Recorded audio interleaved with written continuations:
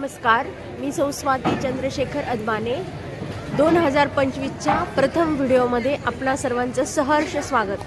आज आपण आहोत श्री क्षेत्र नृसिंहवाडी इथे।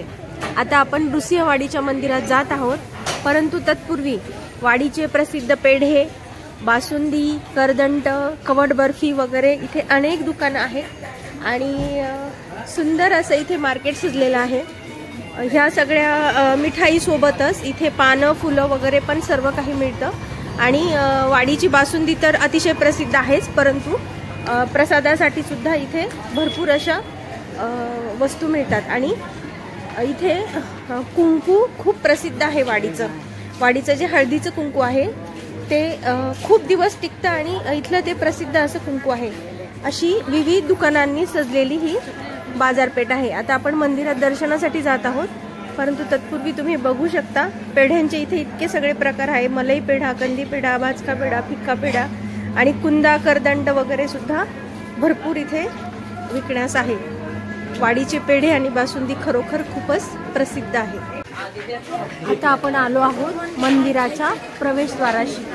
हे सुंदर कमानींनी सजलेलं मंदिर आहे आणि इथून पुढे मंदिरात जाण्याचा दगडी मार्ग आहे। सर्व रस्ता असा चौकोनी दगडी फरशींनी बांधलेला आहे आणि हा मंदिराच्या प्रवेशद्वारासाठी आत जाण्यासाठी सभा मंडप आहे।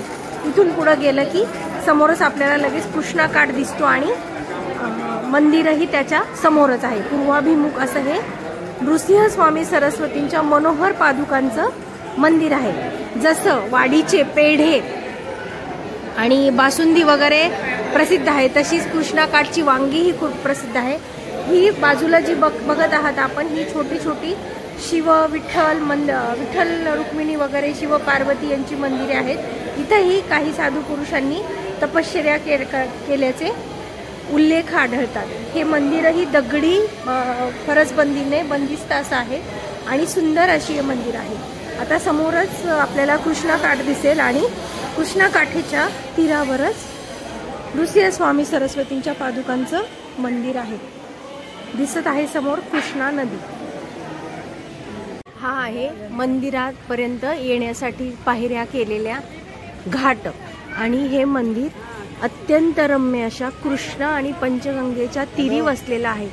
बघू शकता तुम्ही, हा जो छोटासा गाभारा आहे नृसिंह सरस्वती महाराजांच्या पादुका आहेत। आता आपण जाऊया कृष्णेच्या घाटावर। कृष्णा माई अतिशय संत वाहते, तिचं ब्रीदवाक्यच आहे संत वाहते कृष्णा माई।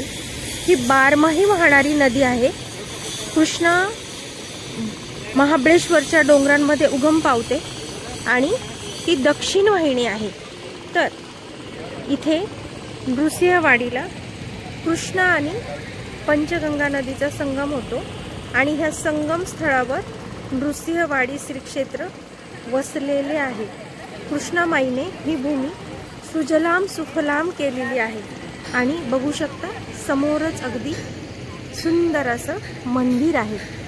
तर हे मंदिर नृसिंह स्वामी सरस्वतींच्या मनोहर पादुकांचं आहे। श्री क्षेत्र नृसिंहवाडी हे सांगलीपासून 20 किलोमीटर तर कोल्हापूरपासून 50 किलोमीटर अंतरावर आहे आणि येथे येण्यासाठी सहज आणि सुगम अशी बस सुविधा उपलब्ध आहे। तसेच तुम्ही जर ट्रेननी येत असाल तर ट्रेननी जयसिंगपूर आणखी मिरजपर्यंत ट्रेन पण आहे। बस सुद्धा अगदी मुबलक प्रमाणात उपलब्ध आहे। आता आपण मंदिराच्या बाहेरचा परिसर बघूया। तर नृसिंह सरस्वती स्वामी हे दुसरे अवतार आहेत दत्त महाराजांना कथाही सांगते। हा बाहेर जो सभा मंडप आहे तो नंतरनं बांधलेला आहे आणि आतमध्ये जे आहेत त्या नृसिंह सरस्वती स्वामींच्या मनोहर पादुका आहेत। तर नृसिंह स्वामींचा जन्म 1378 साली लाडकारंजा जिल्हा वाशिम विदर्भ येथे झाला आणि 1388 साली ते संन्यास घेऊन तीर्थाटनास निघाले होते।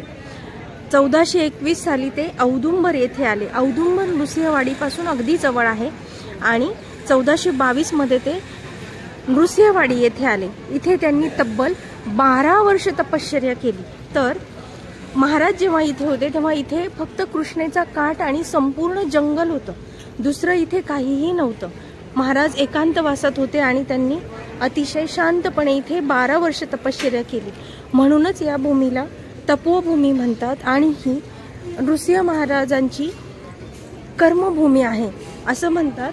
नृसिंहवाडी ही दत्तभक्तांसाठी पंढरी आहे, दत्तभक्तांसाठीची ही पंढरी म्हणून ओळखली जाते.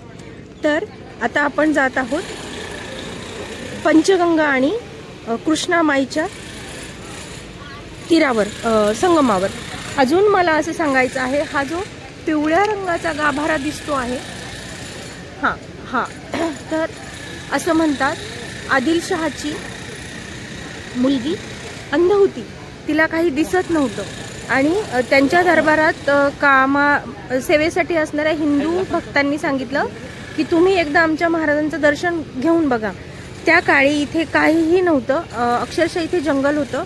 म्हणून मग आदिलशहा त्याच्या मुलीला घेऊन इथे आला आणि महाराजांच्या कृपेने तिची दृष्टी परत आली. तर ते खूप आनंदाने आदिलशहानी हे छोटंसं मंदिराचा जो गाभारा आहे ना, तो आदिलशहाने बांधलेला आहे. मंदिर जरी हिंदूंचं असलं तरी ते बांधलेलं आहे आदिलशहाने. आणि बाकीचा जो हे मोठे खांब आणि त्याचा सभामंडप दिसतो आहे तो मात्र गुळवणी महाराजांनी बांधलेला आहे. असं हे पवित्र नृसिंहवाडी तीर्थक्षेत्र कृष्णा आणि पंचगंगेच्या पवित्र संगमावर वसलेलं आहे. कृष्णामाईने अतिशय सुजलाम सुफलाम ही भूमी केलेली आहे आणि महाराजांनी इथे 12 वर्ष एक तपश्चर्या केल्यामुळं ह्या भूमीचं पुण्य खूप खूप मोठं आहे आणि अक्षरशः ही दत्तभक्तांसाठी पंढरी समजली जाते. आम्ही वाडीला कायमच येतो, वर्षातनं 2दा तरी वाडीला येणं होतं. आता आपण जात आहोत संगमा पुढे, पण तत्पूर्वी वाडीला आहेत त्या नृसिंहस्वामींच्या मनोहर पादुका, औदुंबरला विमल पादुका आणि 12 वर्षानंतर तपश्चर्या करून महाराज इथून गाणगापुरी मार्गस्थ झाले. तर गाणगापुरी जे पादुका आहेत त्याला म्हणतात निर्गुण पादुका. दत्तभक्तांसाठी ही माहिती नवीन नाही आहे, सर्वांना हे माहीत आहे. आणि कृष्णेचं माईचं महाराजांवर प्रेम बघा. जेव्हा पावसाळा येतो, खूप पाऊस येतो, तेव्हा कृष्णामाई महाराजांना भेटण्यासाठी येते आणि पुराचं पाणी मंदिरात पादुकांपर्यंत जातं. तर तेव्हा दक्षिणद्वार सोहळा संपन्न होतो. समोर तुम्ही बघत आहात दक्षिण द्वार, इथपर्यंत कृष्णामाईचं पाणी येऊन मग तिकडनं ते बाहेर पडतं. कृष्णामाई सुद्धा महाराजांना भेटल्याशिवाय राहू शकत नाही आणि ती दर पावसाळ्यात भेटायला येते. दक्षिण द्वार सोहळा खूप मोठा आणि प्रचंड प्रमाणात इथे भाविक असतात आणि पाण्याच्या महापुराच्या प्रचंड लोटामध्ये दर्शनाची अगदी उसळी असते. असं हे नयनरम्य नृसिंहवाडी सरस्वतींचं मंदिर. आता आपण आलो आहोत कृष्णा आणि पंचगंगेच्या संगमावर. ही समोर दिसते आहे ती आहे पंचगंगा आणि इकडनं वाहत येत आहे ती आहे कृष्णा. या 2 नद्यांचा संगम इथं होतो आहे. म्हणून इथं हे कमळासारखं साधारण स्मारक थोडंसं बांधलेलं आहे. ही पंचगंगा, आणखी ही कृष्णा. अशा ह्या पवित्र कृष्णा आणि पंचगंगेच्या तीरावर नृसिंहवाडी हे तीर्थक्षेत्र आहे. मंदिराच्या जवळ बिलकुलच मोबाईल अलाउड नाही आहे आणि ते काही बोलूही देत नव्हते. म्हणून मी संगमावर येऊन तुम्हाला आता मंदिराबद्दलची इतर माहिती सांगत आहे. तर मनोहर पादुकांना दिवसातून 3 वेळा स्नान घातले जाते आणि कृष्णा आणि पंचगंगेच्या पाण्यानेच ते स्नान घातलं जातं. पहाटे 3 वाजता काकड आरती होते तेव्हा पादुकेला अभिषेक होतो. त्यानंतर दुपारी 12 वाजता पण स्नान घालून देवांना नैवेद्य दाखवला जातो आणि इथे भक्तांसाठी महाप्रसादाची सुविधा आहे. आणि रात्री 7:30 वाजता पादुकांना स्नान घातलं जातं. नंतर त्या सजवून सालंकृत करून पालखी ठेवून पालखी होते. तर वाडीची पालखी खूप सुंदर असते. इथली करुणा त्रिपदी आणि भगवंताच्या स्तुतीचं गायन जे असतं ते इतकं सुंदर आणि ऐकण्यासारखं असतं. आम्ही जेव्हा जेव्हा वाडीला येतो तेव्हा तेव्हा पालखी अवश्य अटेंड करतो.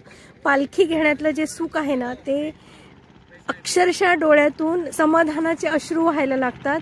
इतकं महाराजांचं नितांत सुंदर आणि भजन गायन केलं जातं. तर खूप वेळा असं आम्हाला विचारलं जातं की तुम्ही सारखे का वाडीला जाता, काय आहे वाडीला? एका तीर्थक्षेत्री एकदा गेलं झालं बघितलं, परंतु वाडी हे असं क्षेत्र आहे जिथं येऊन फक्त आणि फक्त समाधान मिळतं, नितांत सुंदर शांतता मिळते. आपल्या धावपळीच्या जीवनात, धकाधकीच्या जीवनात काही ना काही रोज सुरू असतं, त्या सर्व गोष्टींना मागे टाकून इथं येऊन जो आनंद मिळतो ना, तो अवर्णनीय आहे. कृष्णा पंचगंगेचा संगम आहे, सात्विक भोजन आहे आणि खूप खूप शांतता आहे जी आपल्याला रोजच्या आयुष्यात अनुभवायला मिळत नाही. एकदा वाडीला आलं की 6 महिन्यासाठी एनर्जी घेऊनच आम्ही इथनं जातो. बॅटरी चार्ज होऊन जाते वाडीला आलं की, इतकं वाडीचं महत्त्व आहे. आणि अर्थातच वाडीचे बासुंदी पेढे तर खूप सुंदर आहेत, परंतु इथलं सोमण भोजनालय म्हणून आहे, तेही सात्विक आणि शुद्ध ताजं असं अन्न देतात. ते भोजनही तुम्ही इथं आल्यावर अवश्य त्याचा आस्वाद घ्या. वाडीला कृष्णे किनारी खूप सुंदर घाट बांधलेला आहे, तुम्ही घाटही बघू शकता. ही 12 वाहणारी दक्षिण वाहिनी नदी आहे आणि इथे संगम झाल्यामुळं तर तिचं पावित्र्य द्विगुणित झालेलं आहे.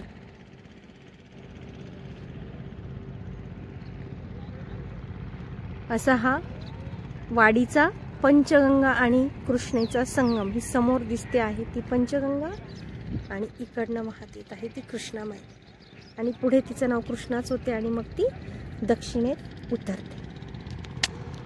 वाडीला येण्यासाठी रस्ता मार्ग, रेल्वे मार्ग दोन्हीही मार्ग आहेत. फारसं काही अवघड नाही आहे. कोल्हापूरपासून 50 तर सांगलीपासून 20 किलोमीटरवर श्री क्षेत्र नृसिंहवाडी हे आहे. महाराजांच्या मनोहर पादुका आहेत. असं सांगतात, जेव्हा महाराजांना कळलं की आता आपल्याला इथून जायला पाहिजे आणि त्यांना गाणगापुरी जायचं होतं, तर त्यांनी त्यांच्या एका भक्ताला सांगितलं की फक्त इथे एक पाषाण होतं आणि जंगल होतं, हे गाव नव्हतं, हा परिसर नव्हता, हे काहीही नव्हतं 13व्या शतकात. तर मग त्यांनी त्यांच्या भक्ताला सांगितलं की बाबा रे, आता मी गाणगापुरी जात आहे. तर तो म्हणाला, महाराज मग मी कसं तुमचं दर्शन घेणार? तर ते म्हणाले, अरे बाबा, मी इथेच असणार आहे, मी सगळीकडे भरून व्यापलेलो आहे. महाराजांनी त्या कातळावर दृष्टिक्षेप टाकला आणि तिथे त्यांच्या पादुका निर्माण झाल्या. किती मोठं हे सामर्थ्य आहे त्यांच्या तपश्चर्येचं की पाषाणातही पादुका निर्माण झाल्या. ह्या पादुकांना दररोज पहाटे, दुपारी, आणखीन रात्री स्नान घातलं जातं. सकाळी पंचामृती षोडोपचार पूजा असते आणि सुंदर तोही देखणा सोहळा असतो. पण मला सर्वात जास्त भावला तो म्हणजे पालखी सोहळा. अत्यंत देखणे अशा पालखीत महाराजांची सालंकृत मूर्ती बसवून त्याची 3 प्रदक्षिणांची पालखी केली जाते. पालखी सोहळ्यात तर नाहीच, परंतु आत्ताही मला शूटिंग घेण्यास त्यांनी खूप मज्जाव केला. मी संगमावर येऊन ही सगळी माहिती तुम्हाला सांगत आहे. असं हे श्री क्षेत्र नृसिंहवाडी, खूप समाधान, आनंद, बॅटरी चार्ज करणारं आणि भरपूर समाधान देणारं श्री क्षेत्र नृसिंहवाडी.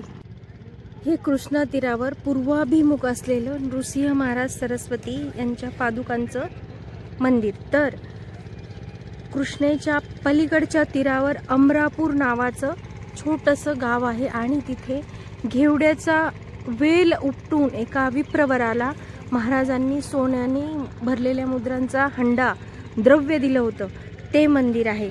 या काठावर आहे स्वामींच्या पादुका आणि त्या काठावर गुरुचरित्र घडलेला एक अध्याय आहे. वेळेअभावी आम्ही तिथे जाऊ शकत नाही आहोत, परंतु वाडीपासून अगदी 1 किलोमीटरच्या अंतरावरच ते मंदिर आहे, जिथे की घेवड्याचा वेल उपटून त्या विप्रवराला महाराजांनी द्रव्य दिलं होतं. अशा तऱ्हेने भक्तांचे लाड करणारे, भक्तांचा सांभाळ करणारे, त्यांना सांभाळून घेणारे, आयुष्याचे मार्गदर्शक, जीवनाच्या प्रत्येक वाटेवर सुखात दुःखात सगळीकडे साथ देणारे नृसिंह महाराज सरस्वती यांचं हे पवित्र तीर्थक्षेत्र श्री क्षेत्र नृसिंहवाडी. 2025चा हा आपला पहिलाच व्हिडिओ आहे. व्हिडिओ आवडला असल्यास अवश्य लाईक, शेअर आणि सबस्क्राईब करा.